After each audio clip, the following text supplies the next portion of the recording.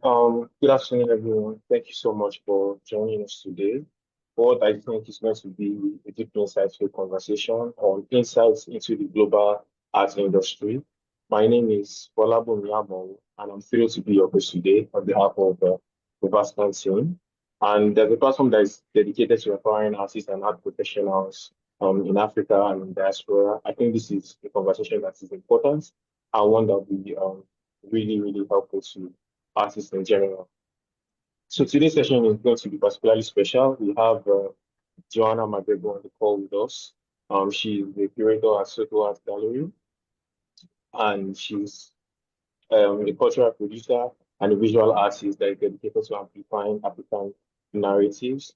And we also have Jide Ogunsanya, the founder and director of AMG Projects. He's an art entrepreneur, a curator, a gallerist, and an art collector, a man of many talents in the art space.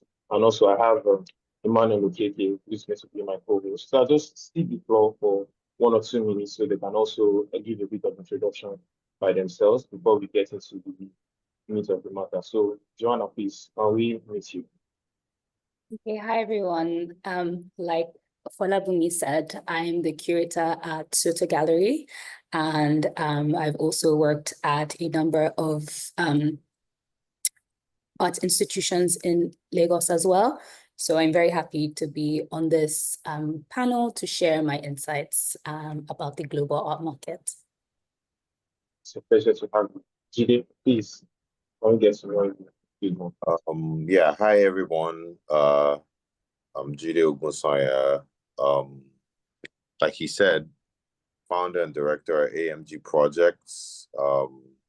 And I also, have been dabbling in just art collecting for a while in the contemporary African art space.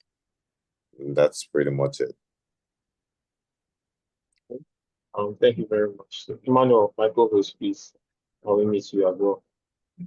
Hello everyone.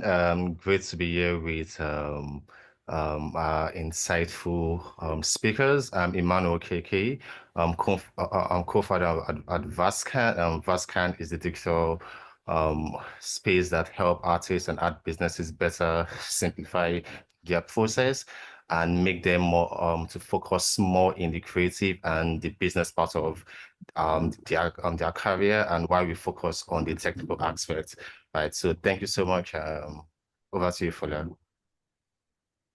Okay, thank you very much. So we'll just get right into it. I think we'll just go in the order of ladies first. I think the questions will to both speakers, but I would like Joanna to go first and then Chile will go after that.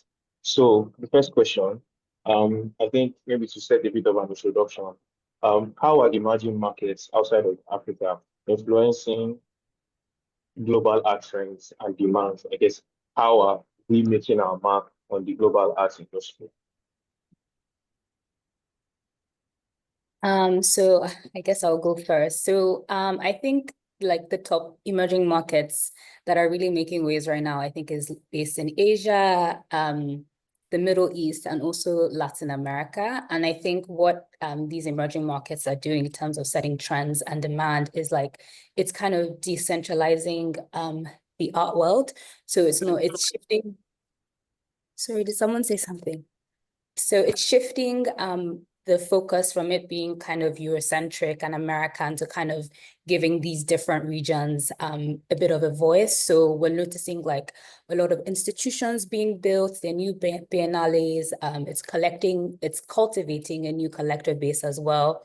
And then in terms of like, it's also giving a space for African arts to kind of shine. So particularly in the Middle East, I know there's a lot of activity going on with African art. I know that there's a gallery called FE Gallery that is dedicated to supporting African artists as well. I think there's like an African Institute in Sharjah, which is mainly focused on research for Africa and the diaspora, but they also organize exhibitions as well. So those are kind of like the key trends I've noticed. I also have noticed that, like, again, referencing the Middle East, because that's where I know more information, is that I also know that they're also using kind of African narratives and storytelling to be the foundation for how they develop their biennales. I think the Sharjah Biennale in 2023 was the foundation of their curatorial concept was heavily influenced by Okui and Wenzo. So I think, they're really creating space for new voices to emerge, and they're shifting the focus from it being very, very American and Eurocentric. So it's creating new and dynamic happenings across the world, basically. Thank you very much for that answer, Joanna. So, Jide, please. Yeah, well, I mean, like, just to piggyback off of what Joanna just said, Africa is the new darling of the art world, and increasingly so year on year. Everyone almost has to have some sort of programming that is either bringing Africa in to whatever they're doing now, or just representing us somehow. And we're seeing a lot of that.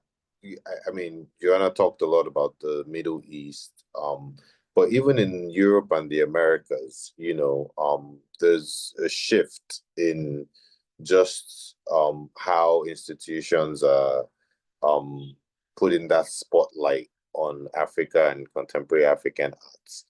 I mean, there's so many things happening. Africa Basel, is happening in Basel now. All the biennales, like she said, new ones are coming up, but even the established ones are really like catering a lot to, the African continent, whether it's with Koyokyo just curating the Venice Biennale, the next one, I think, or is it even this one this year? I'm not even sure. And just like putting people in positions of authority, Africans, in positions where we get to do more and just champion the African cause and just showcase what we've always known, to be that we're exceptional.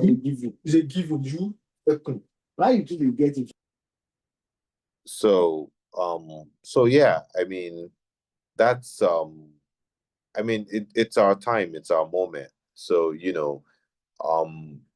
and it's just starting because, that momentum is increasingly, we see how the momentum is increasing. And there's just, it's just up to us to, decide what we want to do with that. But, that's just how the art world is shaping up right now. Okay.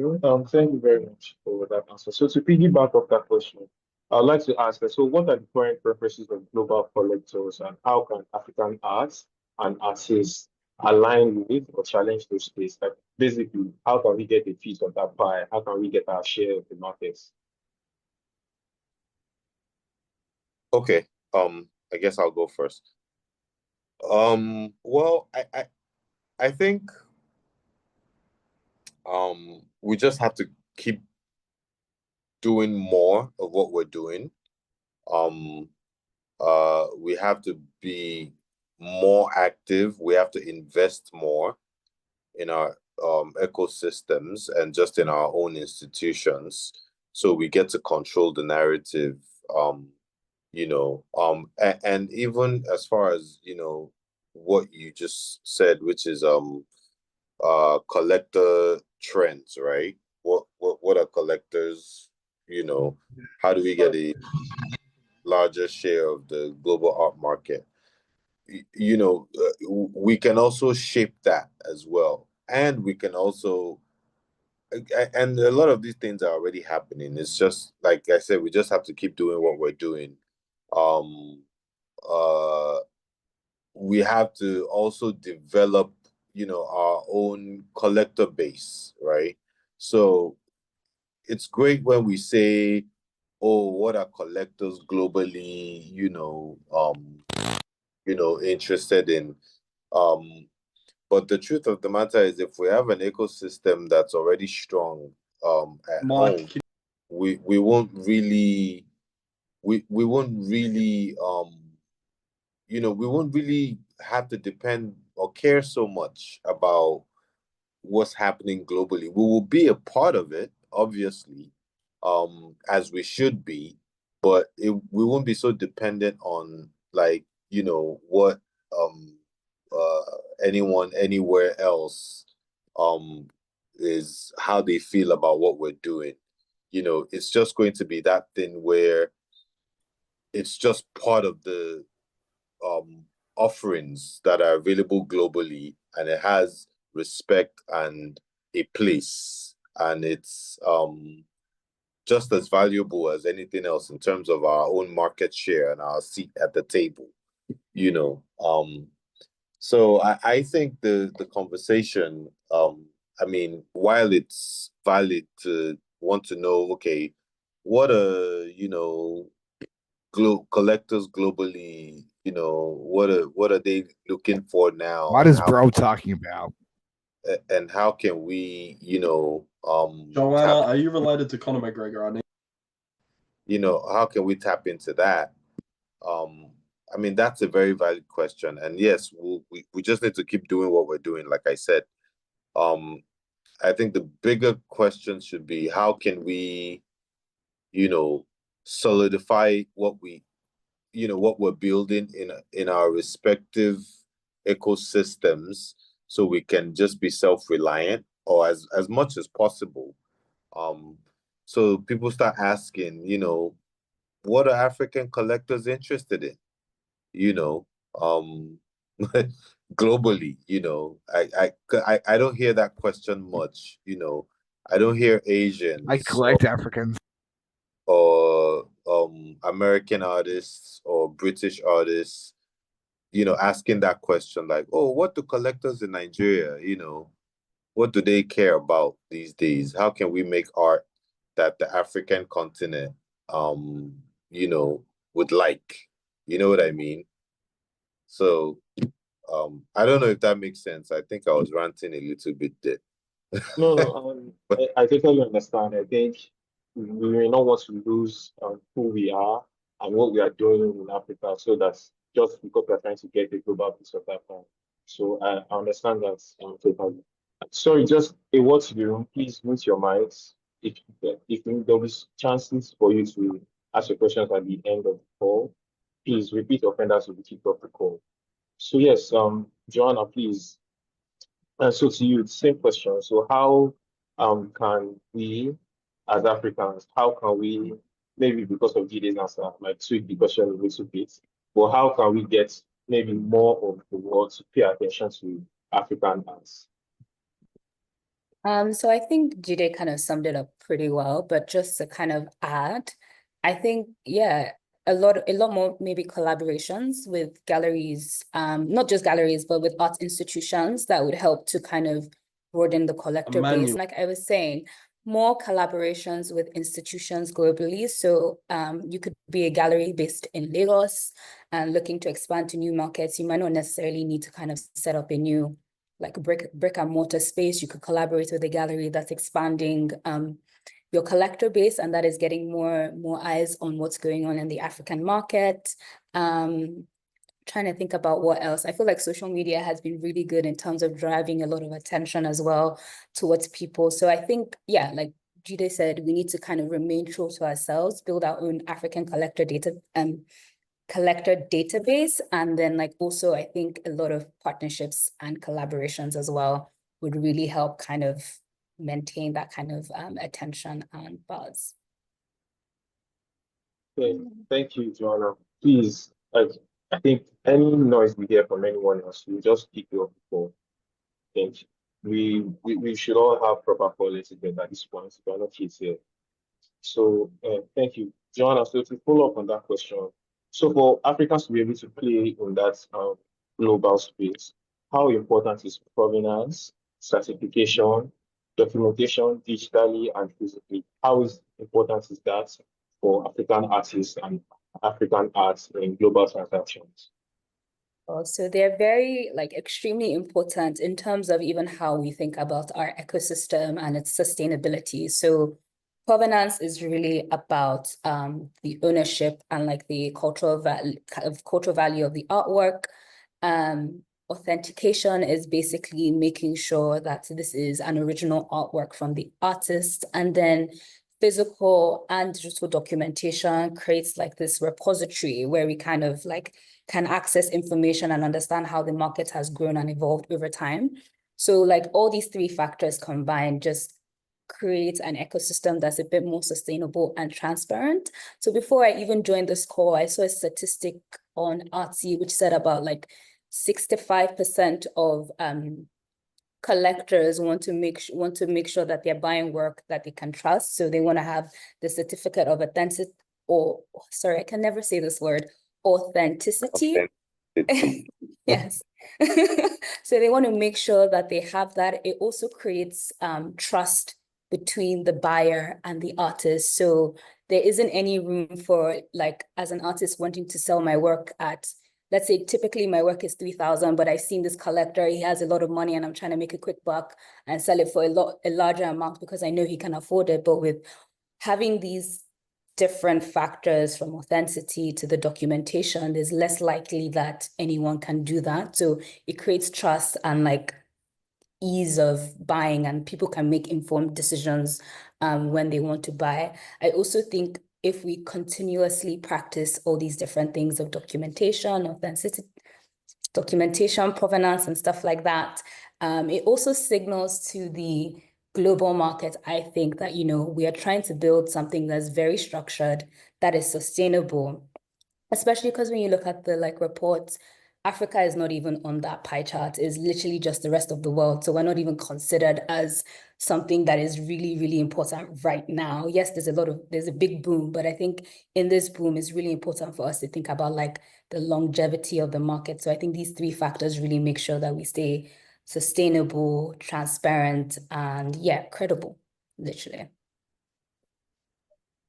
Yes, thank you very much. So Jide, I'm going to throw the floor to you. So maybe you can speak to a bit of your personal experience in dealing, having these international transactions, how provenance certification and documentation is important in having those global transactions. So I mean, it's such it's an incredibly important thing. And I think Joanna just really hit the nail on the head in a perfect manner. It's really about the question, how seriously do you want people to take us, right? Or do we want people to take us? We need to, and this is, from the artist standpoint now, I think one of the key things that we've suffered and still continue to suffer in the ecosystem in Nigeria, to be specific, because this is where I operate. So I can't really speak to everywhere else. It's just that lack of structure. And if that lack of structure exists, it's very difficult for anyone outside of this space who is used to working in a more professional manner. It's very difficult for them to take us seriously. And I'm talking, with artists from the top all the way to the bottom. Currently, as we speak, since you're asking about my personal experience, I deal with auction houses, quite often, and I mean, right now as we speak, I'm dealing with an issue relating to the work of arguably one of the most successful artists, still living out of Africa, right? Where his works were consigned at auction through me, and the collectors who own the works just didn't have any provenance. They have nothing. He sold the works to them quite all right. These are people that he knows, that he's familiar with. Everyone is still alive. These works were sold maybe about 40 years ago. But, you know, the way the transactions were handled was just, here's the work, this is money, bye-bye, you know. And then 40 years later, the work has value and they want to sell it, you know, there's no paperwork. So now we're talking about, oh, well, you know, I bought this work in 19, whatever. This is how much I paid, but you don't have any documentation, right? And then we resorted to having to go do affidavits, you know, where these guys now have to attest to the fact that they own the work, they acquired it legally from the artist, when it was acquired, where it was acquired, to just establish some sort of trail, right, on a sworn statement. Auction house accepted it, except what happens? The artist himself, because now, fast forward, you know, 50, 60 odd years later, he's a very important artist, right? Doesn't even remember selling these works.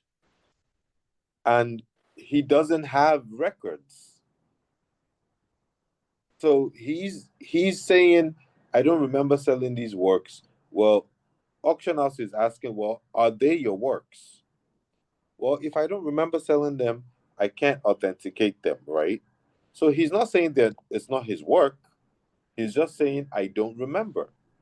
How do you solve a problem like that? If he had kept good records, you know, it would just be as simple as, okay, we'll check the archives, and if it's there, then it's there. It's undisputable, right?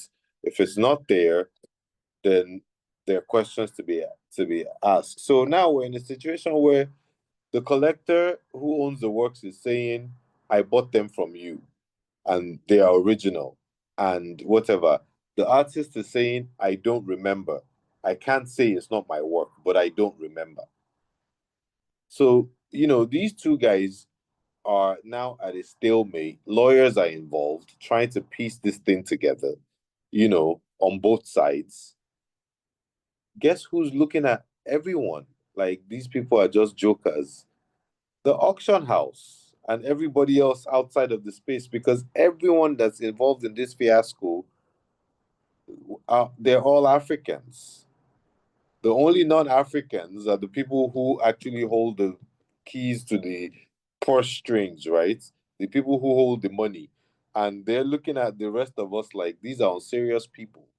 You, Mr. Artist, you've been working for 70 odd years. You don't have proper records.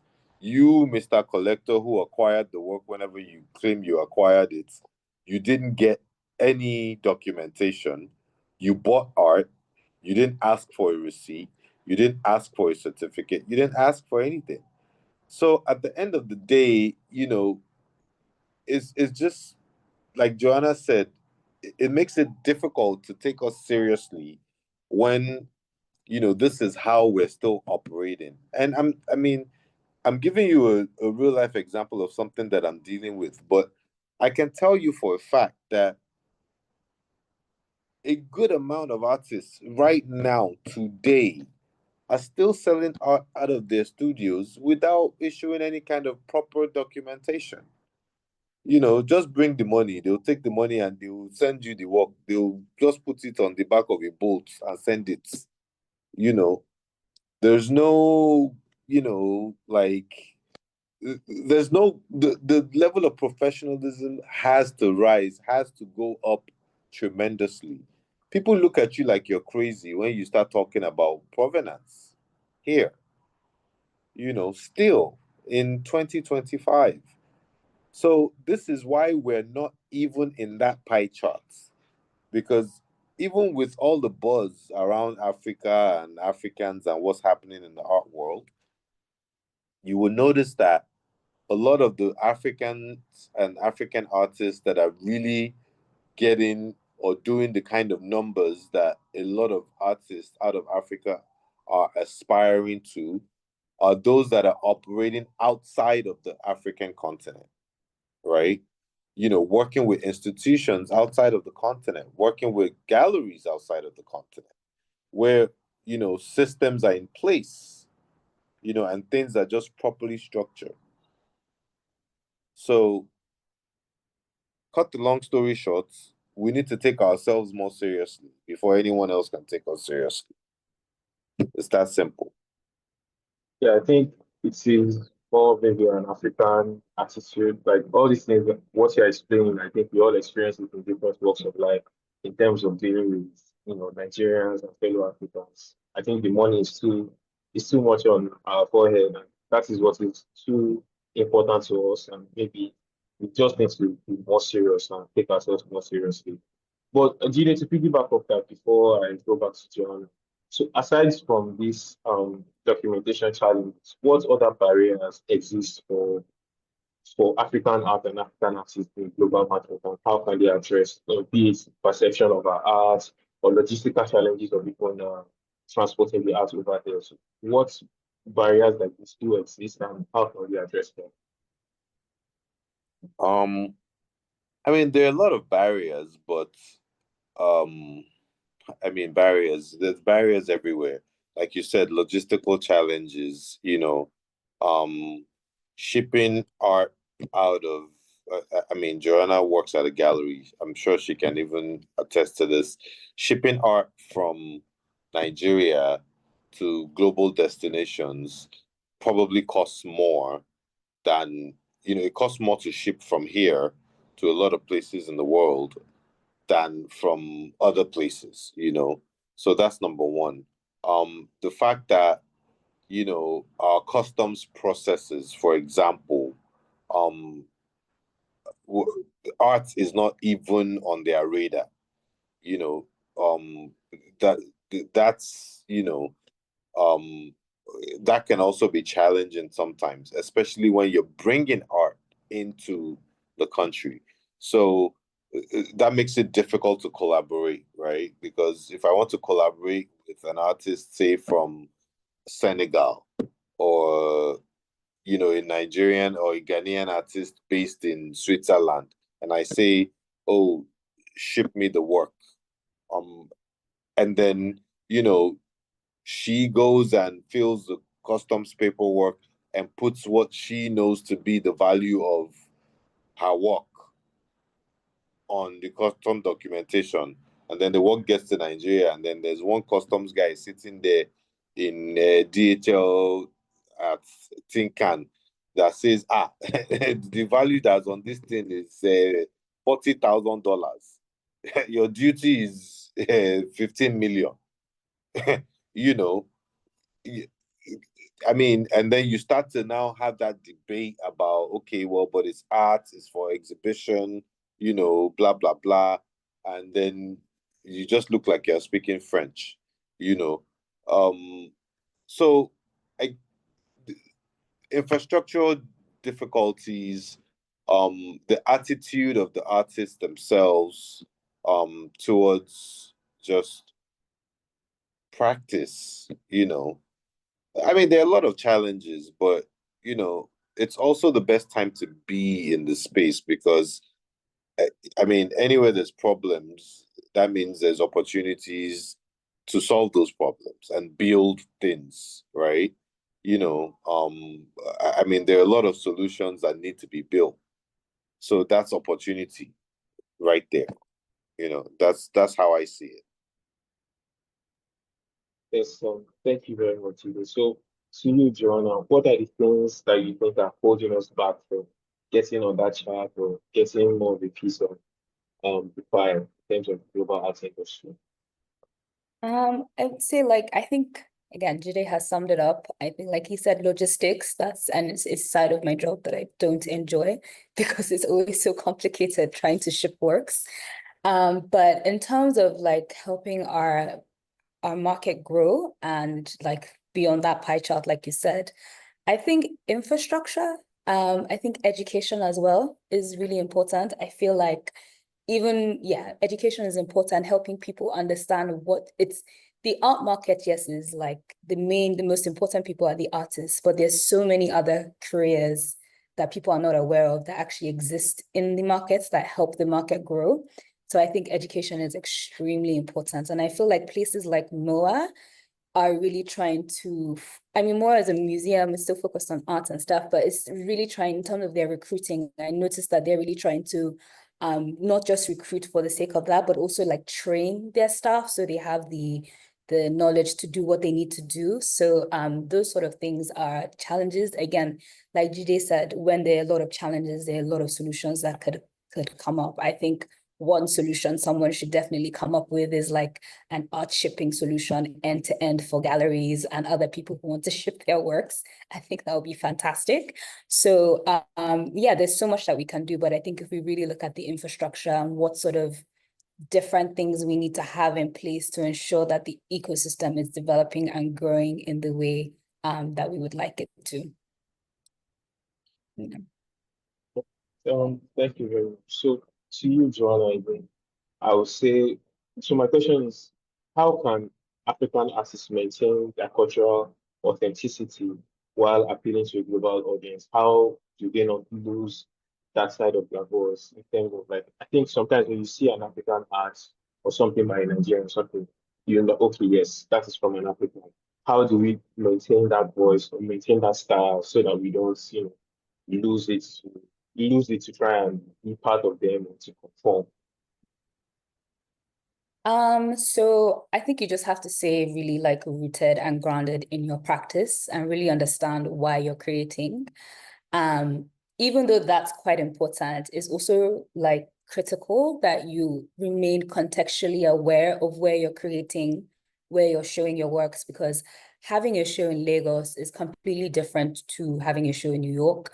We have different cultures, different tastes, and different preferences. So you really need to think, okay, what is the audience really looking for right now? Is it the audience, like, and who am I trying to target? If I'm an African artist based in Africa, do I want to be reaching into new markets, or do I just want to focus on local collectors? So you really need to know who you're targeting. And sometimes it's even hard because your buyers could be anyone. But I think staying constantly engaging and constantly learning from your audience and being in interaction with them really helps. When I was doing research about an artist from Sudan, I think his Ibrahim El Salehi, he's like from the Brusonok Brakbaye generation. And I think he trained in England at the Slade School of Fine Arts. And when he came back to Sudan, he had an exhibition and he said it was just not well received because the audience just didn't understand it. So he had to go back and think, okay, I'm in Sudan now. I'm no longer in London. What can I create that the audience would be very much, that can appeal to the audience? And I think that's where he kind of looked into calligraphy and started influencing those sort of different elements into his work. So he didn't necessarily just start calligraphy and just copy. He kind of was like, okay, this is what I create. This is calligraphy. How can we work together to create something that's still very, very true and intentional to my practice? So I'd say you just have to really know yourself and stay curious, and then also really be listening to what is going on around the market. And just, yeah, those are kind of like the most important things. Yeah, thank you very much, John. So, Jide, I think for you to as well speak on this, I guess maybe because of Joanna's answer, I'll tweak it a bit.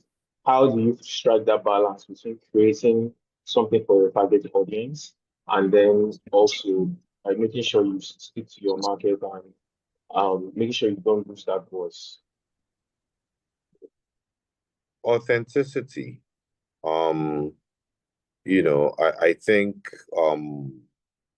artists should just be authentic, and also be innovative. I in recent times, I think, you know, I've ruffled a few feathers in the artist community when I made some comments about, you know, Nigerian arts in its current state and just how artists today are producing. And I think what's lost in, you know, our output is just that authenticity, you know. A lot of people just want to cater to trends, you know, and what will bring in the dollars, you know, and so technical ability obviously is abundant. And if you have technical ability, you can pretty much make anything, you know, if you're given specifications, you know. So if on this call right now, you know, which is essentially about what global trends are, you know, are in the art world right now as far as demand. If we just said what collectors in England are buying is cows, you know, British collectors and American collectors right now are just loving African artists that are painting cows, you know. Next week, you're going to see 100 paintings of cows with different types of horns, you know, showing up on social media, you know, and then one of them will pop up at auction somewhere, Red Cow by Matthew Edele, and then boom, you know, sold for 10,000. Then you see another 500 paintings of, you know, all kinds of malu, you know, and this is just how, you know, so that authenticity is dying. I mean, we all know the reasons for it. I mean, you know, we're not going to pretend as if, you know, money is not one of the most important aspects of what we're talking about, right? Because how can an ecosystem thrive without money? Galleries need money, artists need money, everybody needs money, right? So if something is, as they say in Yoruba, if something is, well, let me not speak Yoruba, but if something is popping, you know, if something is like, this is what's bringing the money right now, it's very difficult for artists not to take notice and kind of cater to that a little bit, right? Or a lot, as is the case in our own space. But in doing that, I feel like artists need to always find a way to strike that balance between catering to commercial interests and just being authentic, right? If you're an artist in Zamfara states, you know, where it's incredibly hot, and you're painting self-portraits of yourself in winter jackets in Zamfara states, you know, there's nothing authentic about that, you know, unless unless the message in the work itself has something to do with that. You know what I mean? So I think a lot of people are just, a lot of artists today are just too worried about trends and, you know, less focused on just making sure that that essence remains in the work that they're making.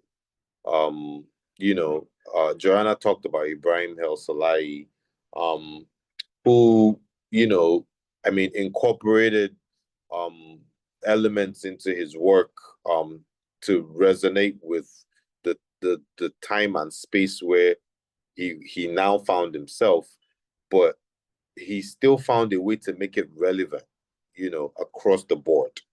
You know, I think the older generation of artists, and when I say the older generation, I'm talking about maybe artists, you know, from the ages of like maybe 40 and above. They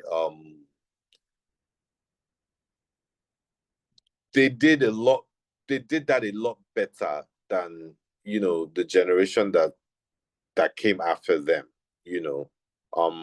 And I think that also might have had to do with the fact that they were operating at a time where there wasn't so much focus on the global happenings, I mean, people were, working internationally all over the world. I mean, that's been happening for forever, but there wasn't such a heavy focus on it then. These guys were just artists who were making art, and and yes, so a lot of them wish they, what is happening now was happening when they were young artists, obviously. But in a way, it's a gift and a curse, right? Because what's happening now, in a way, is why we're seeing a lot of watered down art from a creative standpoint. So I think it's just that balancing act people need to pay more attention to that balancing act and just try to find a way to just stay true to the essence of why they're doing what they do, and that's pretty much what I would say to that. Thank you very much for that, Jide. So my next question would be, I think we all know how important the African diaspora is to us here back home in terms of the amount of money that is sent and the investments that we have and all of that. So what role do you think the African diaspora plays in promoting and investing Africans globally, and how important do you think this role is? Is that a question for me? Yes. I mean, the African diaspora plays a tremendously important role in in this general scheme of things, for a whole lot of reasons. But off the top of my head, if I have to, just quickly go over a few things. Number one is just their buying power, period, right? Because they're outside of the continent, a good amount of them have more buying power than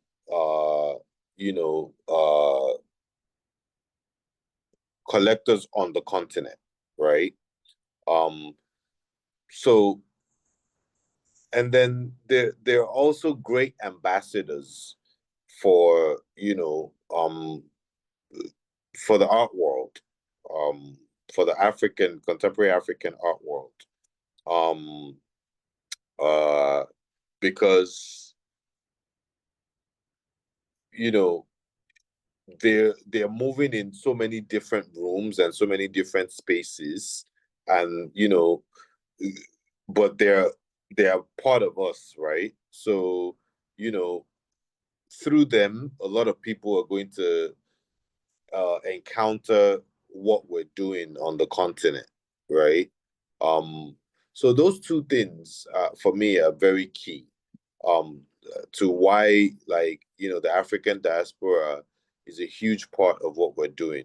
If I want to segue and use, just another example from the creative space, I would use Afrobeats, right? The African diaspora has been incredibly instrumental in the rise of Afrobeats globally.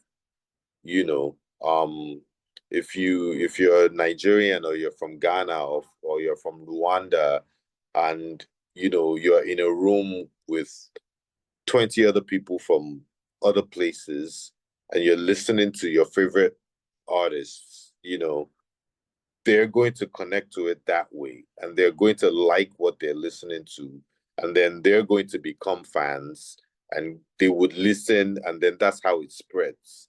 So this is why, so what has happened in Afrobeats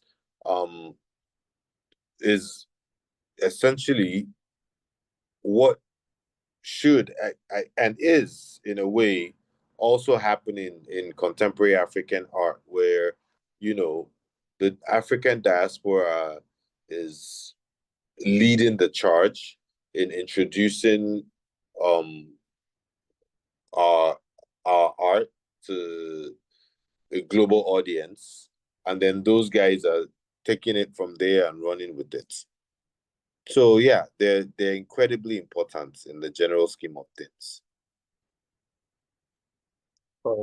Thank you very much.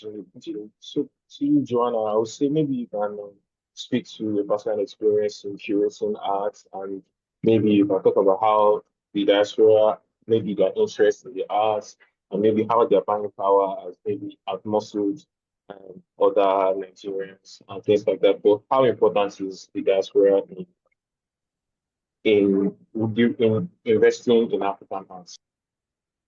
So it's like, I think Jide summed it up quite well. It's very important. It means that they're early adopters, they can invest, they have they have access to more money than potentially local collectors, so it's easier for them to buy.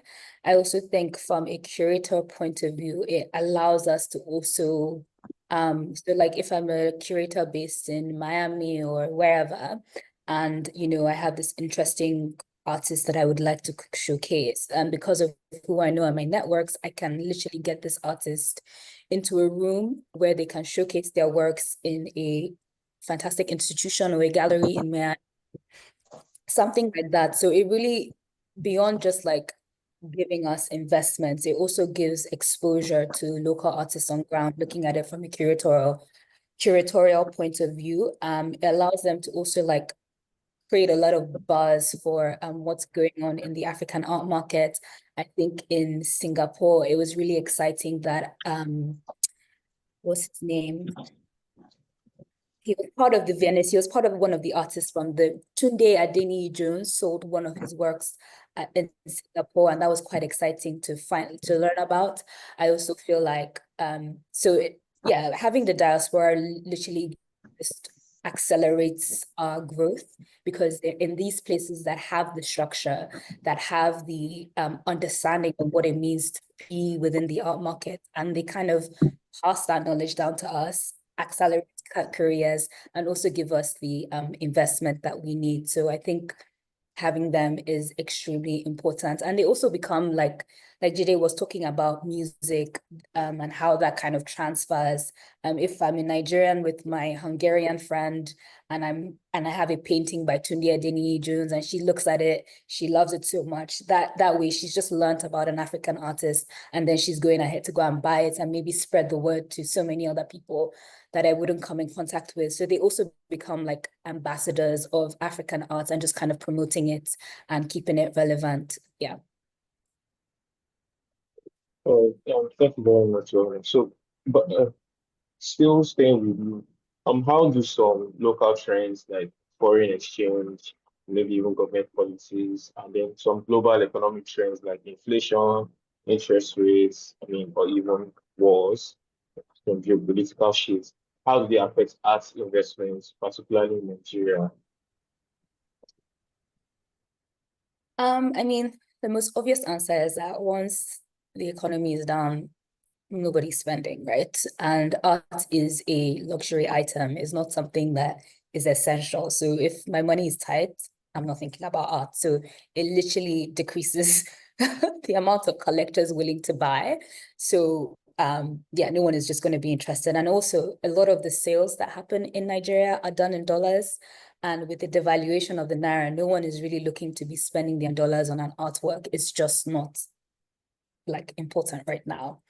However, what I have noticed is that if you still have an appetite for collecting, or it's still very much a passion or something that you love so much, I feel like people are shifting their focus to like emerging artists and affordable art. So like works under a certain price, maybe like works under $10,000. I feel like people would now shift their focus to that. And like in places with +234, which is an art fair, it focuses mainly on affordable art. So then it creates room for like inclusivity and community building. And then it's now opening up new like collector bases. So when people are like shifting away from like the top top level artists with very, very expensive prices, people begin to look at like what's going on below.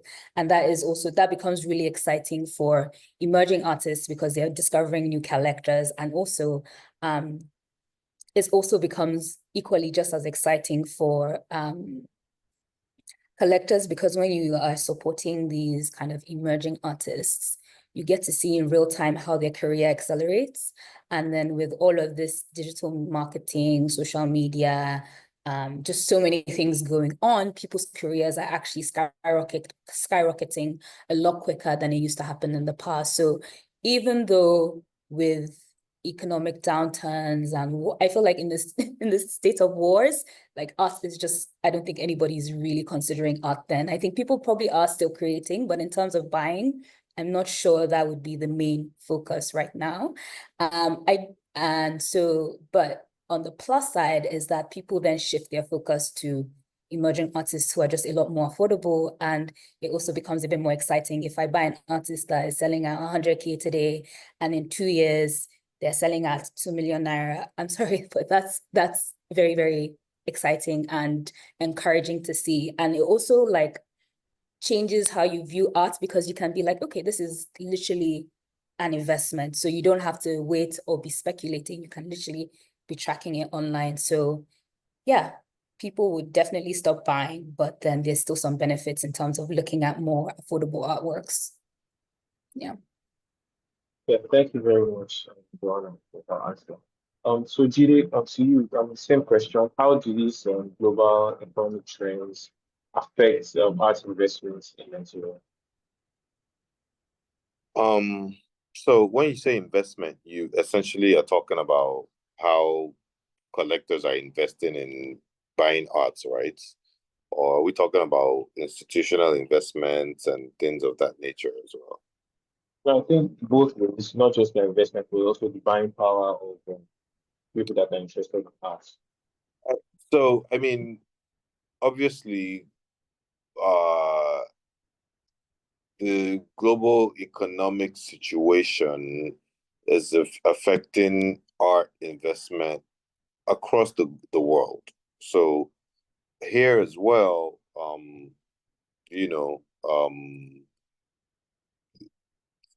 naturally, there will be a slowdown in, how, potential investors engage with the ecosystem, and that's private individuals and institutions as well, because everybody's tightening up their belts. So I think there's been a massive shift towards, like Joanna said, lower priced emerging artists and art, right? And that's just a natural side effect if there's an economic slowdown. But I think generally, economic slowdown aside, I think generally the art world is just shifting in that direction because there's a lot more happening. Technology is really changing the game, and a lot of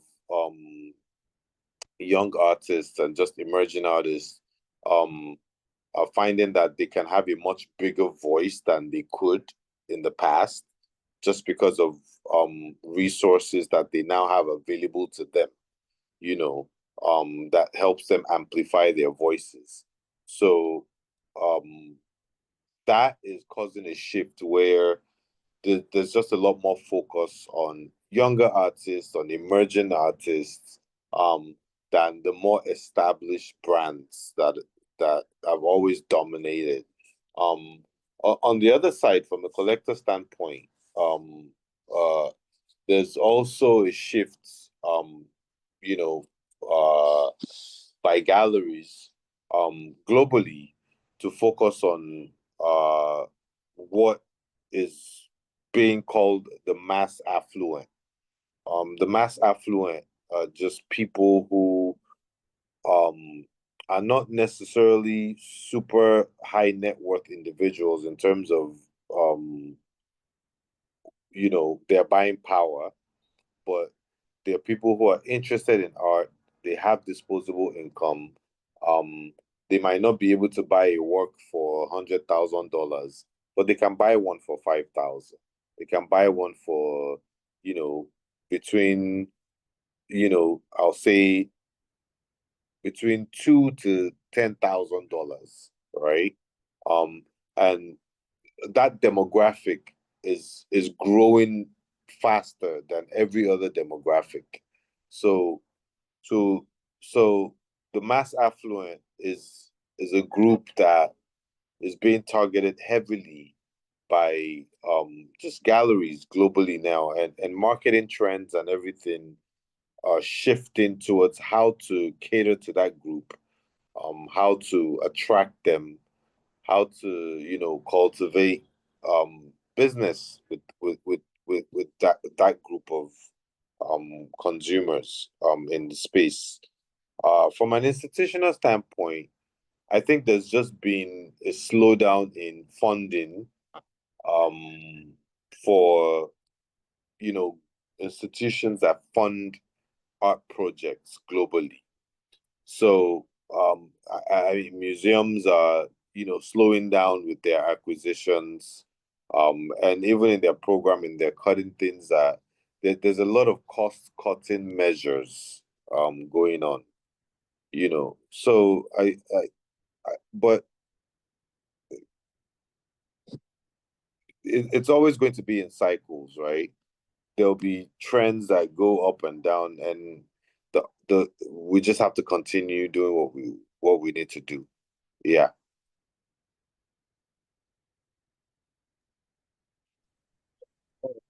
Thank you very much for that, Jide. So my last question to both the speakers, but Jide, to you first. How can data and analytics support better decision making for African art stakeholders looking to expand globally? How important is that data in making sure that we make the right decisions to place the art in front of the right people and all of that? Oh, it's critically important. I mean, like you said, data helps you make better decisions. So, uh, it's I mean, I, I I can't even emphasize how important it is. It's almost like it gives you better insight to what you should be doing and how you should be doing it. So yeah, data is very, very, very important. I think one of the problems that we have on the continent, which, like Joanna said, is another opportunity to solve a problem, is actually getting access to that data, on the African continent. Stakeholders are not readily willing to share data, and I mean, the one that's readily available is not that easy to collate, but it's not impossible, I don't think. So, but yeah, just as a whole, data is very, very important in the general scheme of things. Yeah. Thank you very much for that, Jide. So, Joanna, our last question to you. How can data and analytics better support decision making for African art stakeholders looking to expand globally? Yeah, so like Jide said again, it's extremely important to gather data and continuously manage and review your data as well. Even at the gallery where I work at, SOTO Gallery, I'm trying to really make sure that we are becoming a bit more data focused. So even just stuff like getting the foot traffic for the week, how many people are we getting in a week coming to our space? And looking at that over the course of a month. And it's like, okay, for example, let's say we receive like 30 people in a month and you're like, that number is low. Why? Is it our location? Is it the artist that we're showing? Is that it's not pulling anybody? Is it that our Instagram is just not really bringing anyone in, or our storytelling is not good enough? So again, just collecting data really just helps you understand what you're doing and how to improve, and then also helps you understand, okay, this needs to stop. So when you're now looking to expand in global markets, just kind of, yeah, collecting that data, talking to different stakeholders, understanding what's going on in wherever you're deciding to move to is really, really important. And that way we can ensure that we, as a gallery, at least speaking from a gallery point of view, we can continue to ensure that we're delivering exhibitions that connect with the people that we want to connect with. So yeah, collecting data is extremely important. Yeah. Okay, thank you very much to our speakers for answering our questions and for taking the time for taking the time to answer our questions. I think this session has been very insightful, and I think everyone here has learned a lot. I think we've run out of time for question and answers. I think honestly, I would have loved to bring the question and answers to before, but I think we run out of time for this. Thank you once again to our speakers. We're very, very grateful for your time. And hopefully we'd love to have you here some other time so you can expand on this and then maybe answer some questions from the gallery. So thank you very much. Thank Thank you. you. Thank you for having me. It was great. It was a pleasure. It really was. Thank you so much. To everybody on the call, within the next before tomorrow, this video will be uploaded on YouTube and we'll share it across our socials so you guys can hear everything that was discussed today and you can learn lessons and maybe apply it to African arts industry, sorry, the global arts industry. We hope to see your works, the artists on the call. We hope to see your works in as big maybe in the Louvre. Who knows? We want to see your works there, and we want African arts to be at the forefront of the global arts industry. So thank you so much to everyone that participated. I'll catch you on the next one. So bye guys. Bye. Thank you. Thank you. Thank you very much.